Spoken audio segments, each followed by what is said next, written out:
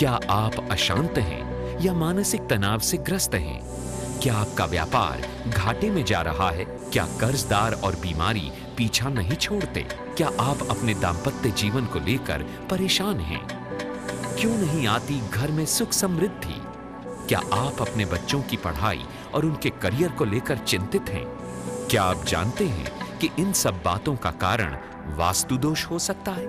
और इसके निवारण के लिए आप मिल सकते हैं वास्तु विशेषज्ञ नरेश सिंगल जी से। सिंगापुर, मलेशिया, थाईलैंड और दुबई जैसे देशों में ये किसी परिचय के मोहताज नहीं।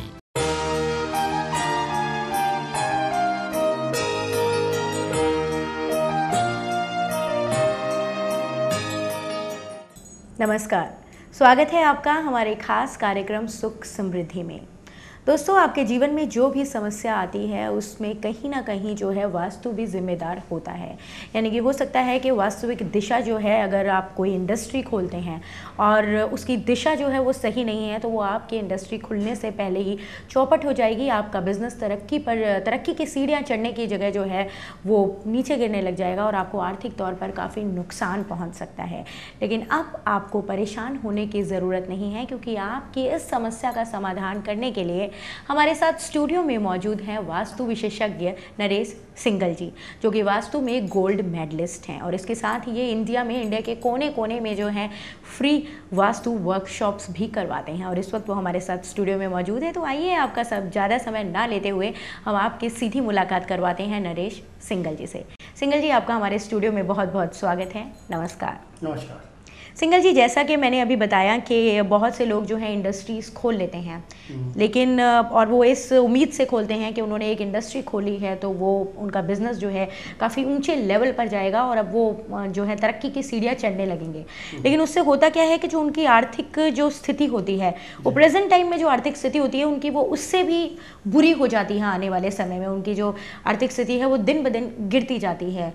तो इसी से रिलेटेड जो है आज हमारे पास बहुत से क्वेश्चंस भी आए हैं, जैसा कि हमारे जो मित्रगण हैं हमें पत्र देकर, हमें फ़ोन करके, हमें मेल करके जो है हमें अपनी समस्याओं को पूछते हैं। और आज जो हमारे पास जितनी भी समस्याएं आई हैं वो सारी की सारी इंडस्ट्री से जो है रिलेटेड है। और जो हमारा आज का पहला प्रश्न है वो है सुरेंद्र बंसल जी का। इनकी जो है सिंगल जी प्लास्टिक के जूते के सोल बनाने की फैक्ट्री है, और ये इन्होंने जो ये फैक्ट्री है ये नॉर्थ ईस्ट जो फेसिंग है वही बनाई है, जो कि मेरे ख्याल से वास्तु के अनुसार एक बेस्ट दिशा मानी जाती है।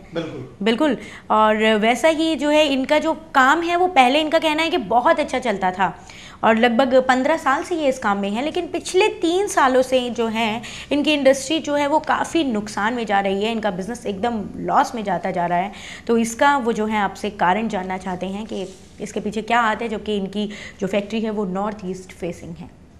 देखिए, इन्होंने बढ़िया बात क्या सोची कि भाई हमारा जो प्लॉट है वो नॉर्थ ईस्ट फेसिंग है, इससे वास्तु ठीक हो गया।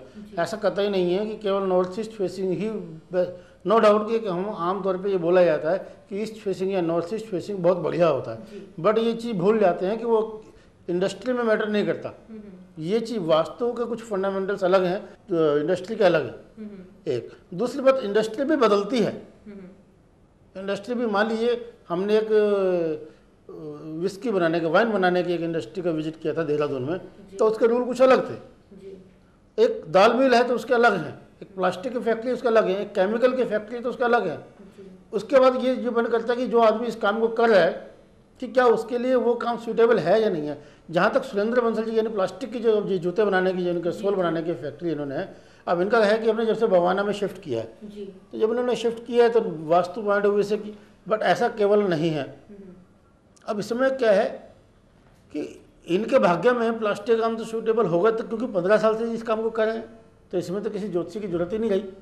तो इसमें बात कहाँ आ रही है कि जो इन्होंने नॉर्थ ईस्ट फेसिंग जो इन्होंने फैक्ट्री ली, वहाँ पर हो सकता है इन्होंने वहाँ पर अपनी मशीन लगा दी हो, वहाँ पर कोई टॉयलेट बना दिया हो, वहाँ पर इन्होंने रॉ मटेरियल का कुछ बना दिया हो। अब यहाँ पर जो फैक्ट्री में जो इस टाइप की प्लास्टिक की जो फैक्ट्री में मशीनें लगती हैं वो हॉरिजॉन्टल मशीन्स होती हैं, बड़ी मशीनें होती हैं जो वजन में भी बहुत बड़ी होती हैं। या इन्होंने वहाँ पे जेनसेट जनरेटर लगा दिया हो, या बिजली का कोई मीटर लगा दिया हो, जो सप्लाई का जो लगता है मीटर, वो इन्होंने लगा दिया हो गलत। यानी कोई केवल इतनी बात के ऊपर कि नॉर्थ ईस्ट फेसिंग है, इनसे बेटर तो अगर ये वेस्ट फेसिंग होती फैक्ट्री तो ज़्यादा बढ़िया जाती, साउथ फेसिंग होती तो ज़्यादा बढ़िया जाती।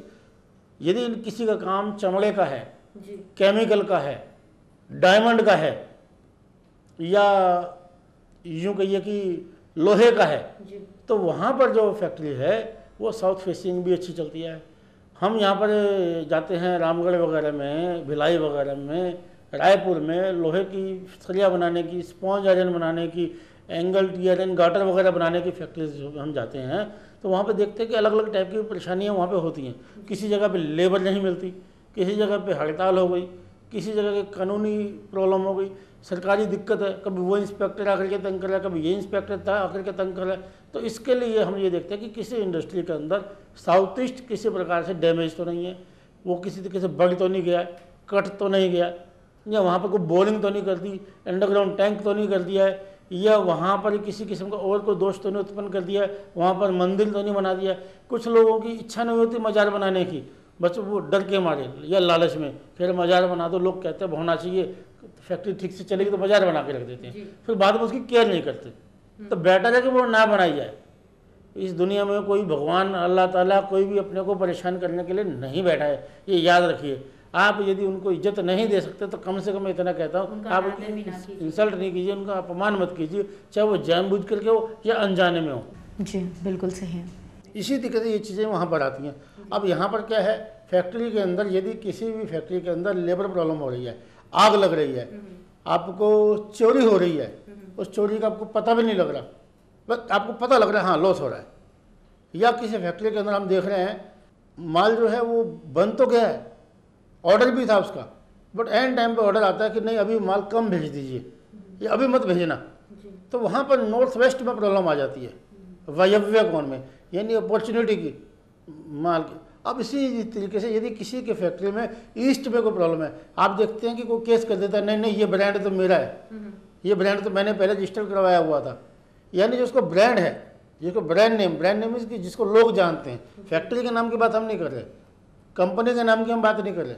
यानी किसी भी चीज़ का, जैसे मान लीजिए आप टाटा ले लीजिए तो ब्रांड हो गया, वो बाटा ले लीजिए तो ब्रांड नेम हो गया, कंपनी की कुछ भी रही हो, तो इसी तरीके से उसको ब्रांड में प्रॉब्लम आ जाती है। तो वहाँ पर ईस्ट का क्या ध्यान देना चाहिए कि वहाँ पर कोई सीढ़ी तो नहीं है, वहाँ पर किसी किस्म की ब्लॉकेज तो नहीं है, कोई कटा हुआ तो नहीं है, कोई राउंड तो नहीं है, टेपर में तो नहीं है, या वहाँ पर आपने को टॉयलेट इस तरीके से तो नहीं बना दिया जिसमें हम कि ईस्ट फेस करके फ्रेश होते हो सब, या यूरिन पास करते हो, ये स्टाफ के लिए आपने कुछ ऐसा बना दिया।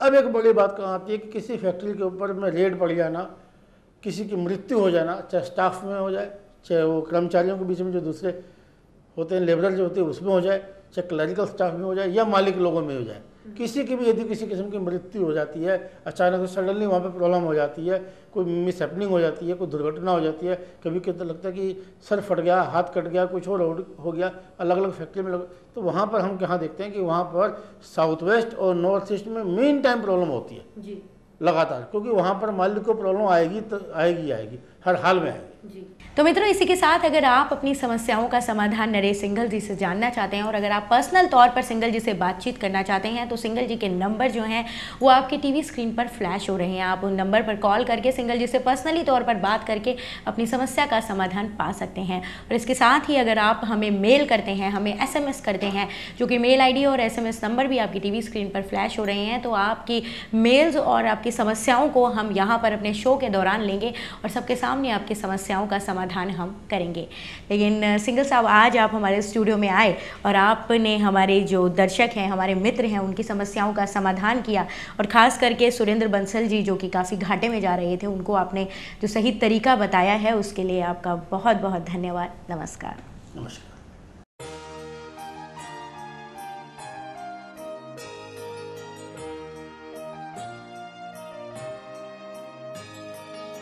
कल देखिए ग्रेटेस्ट एस्ट्रोलॉजी शो शाम 6:50 से 7 बजे डॉक्टर वेद प्रकाश के साथ।